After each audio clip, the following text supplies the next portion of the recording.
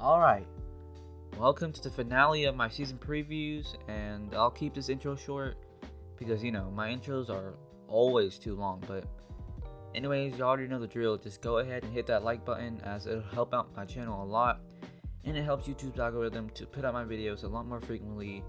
Don't forget to subscribe if you're new and turn on your post notifications to never miss any of my uploads, as we are super close to 10 subscribers, so if you're frequently watching my videos, just sub up and just help your boy out. And lastly, leave your takes down below and comment what other videos y'all would like to see, as I try to respond to every comment. But with that being said, let's just get straight into the video. And as a side note, just like the last one, this is not in any particular order, so just keep that in mind. And one last disclaimer, if I sound sick, I'm not really sick. It's just I went to a haunted house last night. I was screaming. Yeah, so my voice is not the best. But let's just get straight into it. So let's first start off with one of the hottest teams in the league, with the Chicago Bulls. Now, Chicago had one of the best offseasons in the league, as they signed DeMar DeRozan to a fair enough contract. They stole Alex Caruso from the Lakers, and they also got guys like Tony Bradley to boost their depth. But their best one was getting Lonzo Ball from the Pelicans, as they were stupid to not re-sign him. But anyways, Lonzo fits perfect with this team, as he fills every hole for the Bulls team. Pause. He's one of the best floor generals in the league, and is also a borderline elite shooter and defender who's a perfect backcourt mate for Zach LaVine.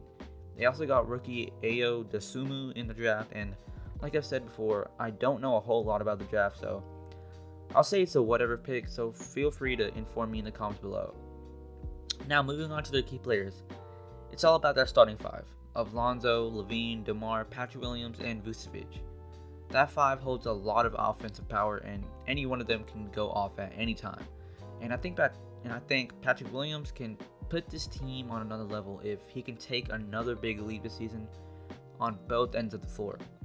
For my predictions, like I said, with teams like Miami and New York, I think they're all on this tier below Milwaukee and Brooklyn, and I think Chicago is right there with New York, as they're currently 4-0 in the season, and obviously I don't think they'll be undefeated for the rest of the season, but with the talent and depth that this team has, I wouldn't be surprised if they stayed at least a top 4 seed for the rest of the season. And their best case scenario, I think, like, they could maybe pull out Atlanta, and they could, go to the Eastern Conference Finals. But yeah, moving on to the next team is the Houston Rockets, as their offseason was really spent in the draft with the intent of rebuilding from scratch, to find their next star after trading away James Harden, and they found exactly that with them drafting Jalen Green as their new franchise guy. They also drafted guys like Josh Christopher, Usman Garuba, and they acquired OKC's 16th pick to draft Alperen Sengun. So yeah, they got a lot of promising talent from this draft. In free agency, they added assets like Daniel Tice and David Nwaba. They did lose Kelly Olynyk, which I would say is maybe an L for them, as he's one of the more underrated bigs in the game with his floor spacing, but it truly doesn't matter, as they're really not trying to win games, but pretty much just gather as much young talent and assets as they can, and they did just that with their draft. Moving on to their key players, it starts with their young and talented backcourt in KPJ and Jalen Green, as these are two high-scoring guards, as Jalen Green already has a 30-piece, and KPJ can give 30 plus on any given night, and he's also becoming a very good passer and playmaker. I'm hesitant to say Christian Wood in here, just because he might be a little too far out of Houston's timeline, but he's still only 26, and he's an amazing and efficient 3-level 20-point per game scorer, as he's a 6'11" big man. I won't mention John Wall because he's just not a part of Houston's future plans, as he's going to be sitting for basically all the games until Houston decides what to do with them. And overall, I just don't expect really anything from Houston except flashing the pan with their young talent, and for Jalen Green to really show how good he is and possibly take home the Rookie of the Year award. I predict they'll finish anywhere from the let's say 13th to the 11th seed, as they're not as bad as OKC, but they're just not ready to yet fight for a playing spot. Next team is the Cleveland Cavaliers, as their free agency was filled with a plentiful of signings and trades, as they re-signed key guys like Jared Allen and signed guys like Denzel Valentine on minimum deals. One of their most important acquisitions was Lauri Markkanen from the Bulls in a 3-team trade, as Lauri is still pretty young and he can grow with his young core. They also traded for Ricky Rubio, who so far is looking very good with his team, as he's really the floor general for this team, as he fits well with their abundance of big men. And heading into the draft, they made the most important move of their offseason by drafting Evan Mobley, who has a chance to be a generational big man. Now moving on to the key players, the young core of Colin Sexton, Darius Garland, and Evan Mobley is this team's future, as that backcourt has a lot of potential, but at the same time, I feel like Colin Sexton would be better coming off the bench, as I don't see him as a legit star, but I think he can still be a very good six-man, and if it's not for this team, then he might just have to be traded. Garland, on the other hand, does have star potential, at least in my opinion, as his combination of scoring, handles, and passing can make him a fringe all-star in the future. Now to Evan Mobley, like I said, I think he can be a generation talent, as his combination of size, length, and athleticism along with his guard-like skills and defensive upside makes me see him as potentially the next Anthony Davis. And I know it sounds like an outrageous statement, but I truly believe that. So yeah, this team is looking solid, and they've gotten off to a hot start to begin the season with them playing their 3 big man lineup, as I personally saw when Atlanta faced the Cleveland and we lost because the freaking death lineup of Lauri, Evan Mobley, and Jared Allen just killed us. But I don't think that success will hold up, as I see them just missing the play-in.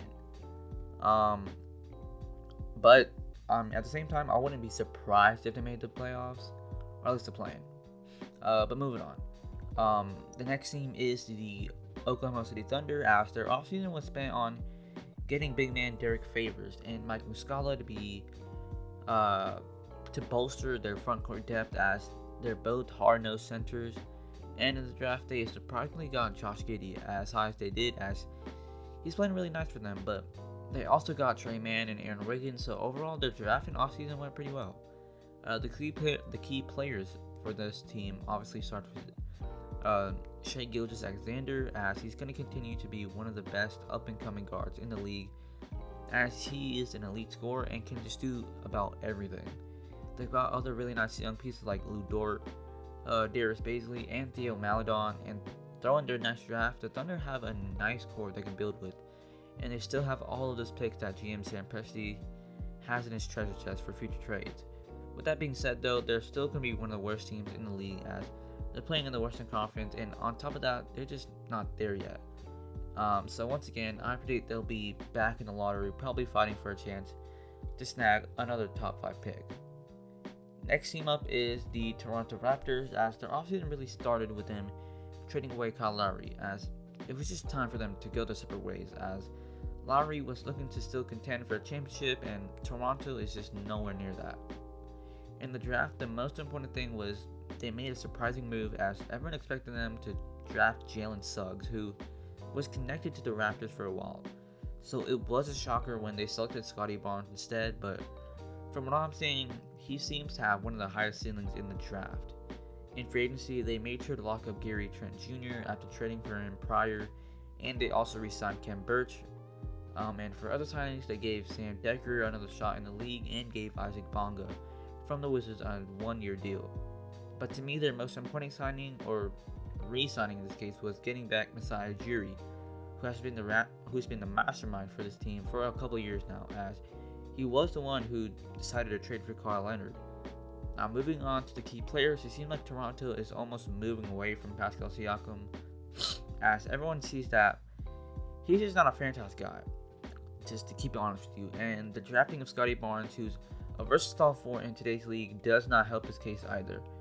But with Barnes, and on top of that, Gary Trent Jr., who can be a lights-out shooter and scorer, and OG Anunoby, who is a possible most improved candidate, and one of the best two-way players in the league, the Raptors could maybe fight for a playing spot.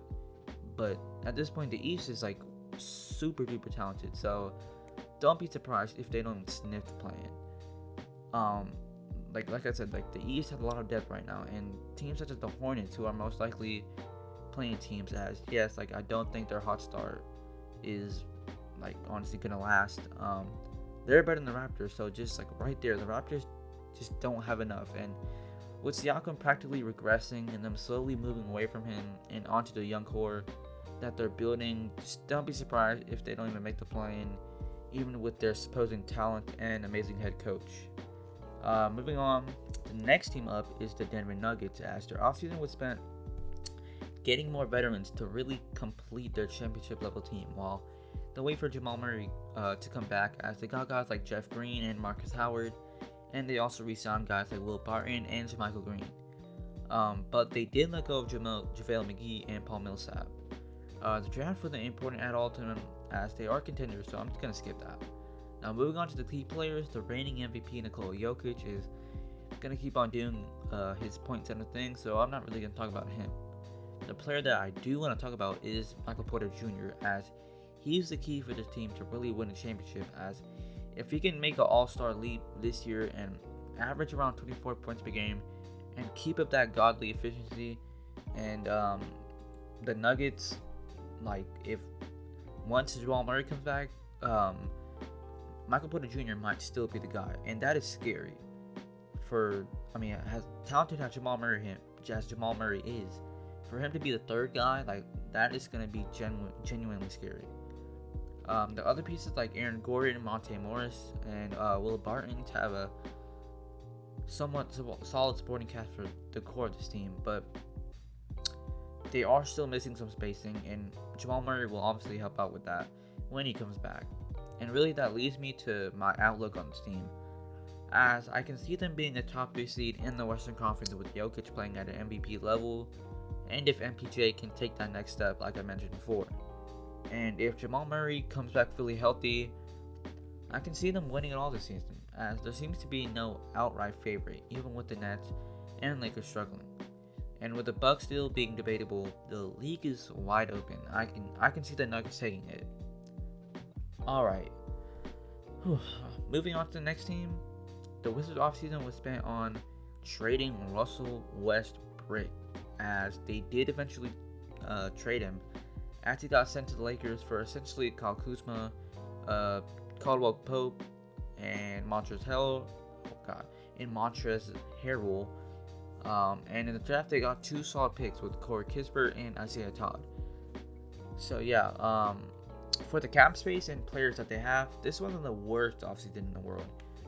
Moving on to the key players, Bradley Beal is still going to put up his ridiculous numbers, and they still have other young pieces such as Rui Hachimura and Denny Avdia, but is this not enough to make the playoffs?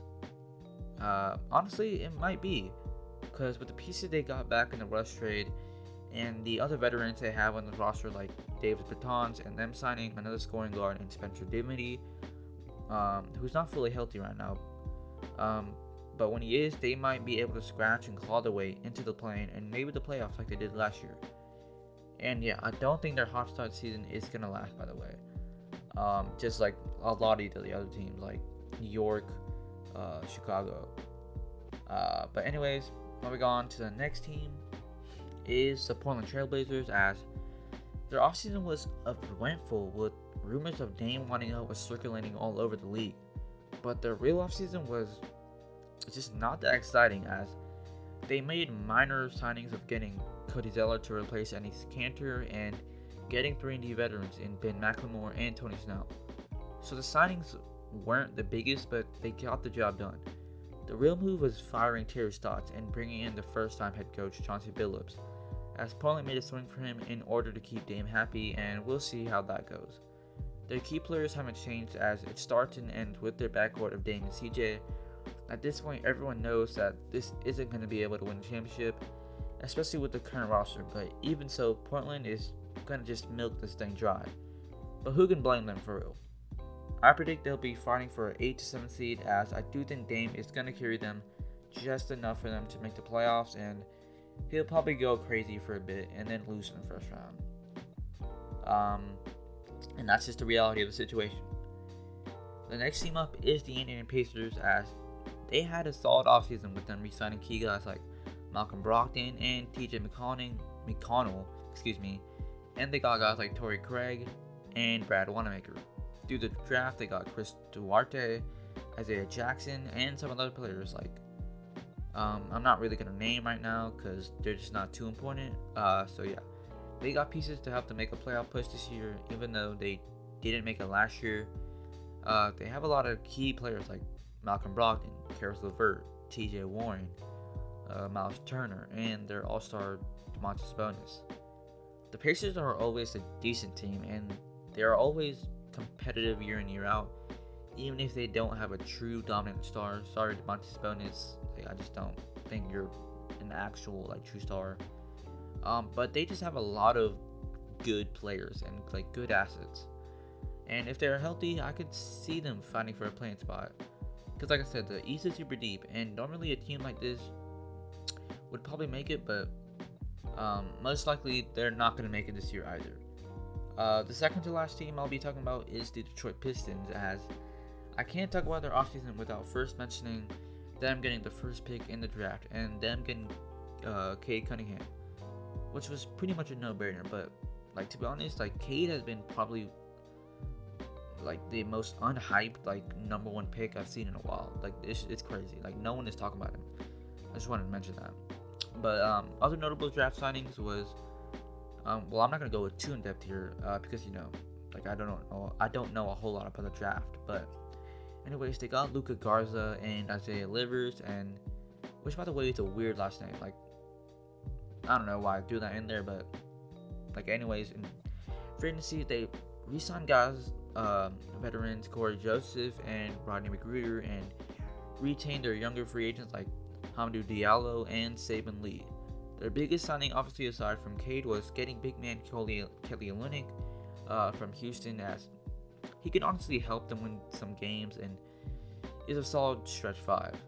All in all, their offseason went good, as they brought in vets to be mentors for some of the younger guys on this team. Moving on to the key players, it's really their young core of Cade, Saddiq Bey, Isaiah Stewart, and Killian Hayes, who hasn't looked good at all so far in his young career. We know that Cade can be a special talent with him being large point forward, who can also score and shoot and is versatile, and both Saddiq Bey and Isaiah Stewart made the all-rookie team. I'll add in Jeremy Grant, but I don't know how much he'll be in the Pistons' plan going forward, so I just wanted to mention that. So overall, they have a solid foundation, as they got their franchise guy and solid pieces around him, and brought in some veterans to mentor the young guys. So I predict they'll be in the bottom of the Eastern Conference, as they'll most likely be taken again to get another lottery pick in the upcoming draft, but the future is bright for them, and I think they can still be competitive with the guys they have on this roster, but just don't expect them to make the plane or anything like that. And the last team for my season previews is my Atlanta Hawks, and I'm gonna keep this short because I don't want to go off too long, because I could talk about this team all day. But our free agency was basically just adding more depth. We got DeLon Wright, who is gonna be our best backup PG for Trey, since he got drafted, which is great. He's a versatile guard. He can play both the PG and shooting guard, and we can mix and match with him on the floor. We can play him without Trey, we can play him with Trey, because he's a solid defender. We got who we get? Wow, my mind is blanking. We got, wow, I'm about to search this up. We got well then, this is gonna be kind of embarrassing, isn't it? I can't even remember my own freaking team. Oh yeah, well, I can talk about the draft at least. We got Sharif Cooper, which is right now looking like a steal. He's looking like a star. He's basically looking like Trae Young minus the shooting, because they're both 6'1". Well, Sharif looked like he's legit 6 foot. But just right out the gate, his ball handling and passing ability is gonna be amazing for this team. And honestly, it's whenever Trey doesn't play, like whenever you put Sharif Cooper in, it's like we basically have 2 Treys on this team. And then we also got Jalen Johnson, who is looking amazing. He was dominating the summer league, and he looks like the second coming of John Collins. So like it looks like we drafted a Walmart version of Trey and John Collins, which is insane. Like our front office it's insane. But moving on to free agency. Oh yeah, so I talked about Dylan Wright. We signed Gorgie Dang, as Onyeka Okongwu right now is injured because he had like surgery on his shoulder, so he's gonna be out for a little while. So we got Gorgie Dang, and he's looking really nice for us. Like he's a lot better than I thought he would be. He's versatile. He can shoot the ball surprisingly. Like he's really worked on his offensive game. He can finish. He can block some shots. He's just versatility. Like that's the name of the game, and Gorgie Dang is just versatile. And then we signed Trey on the Supermax rookie extension. We re-signed John Collins, and we didn't have to actually like pay him the max. He took a little bit less than the max, which is great. And we re-signed Kevin Huerter, and that wasn't too long ago. And we got him lower than like a Duncan Robinson type deal, which is actually insane. Like we got such a good deal for him. Like we got the hometown discount, bro, and that's insane because he's gonna be our 6th man of the future. Like he's gonna be the 6th man of the future.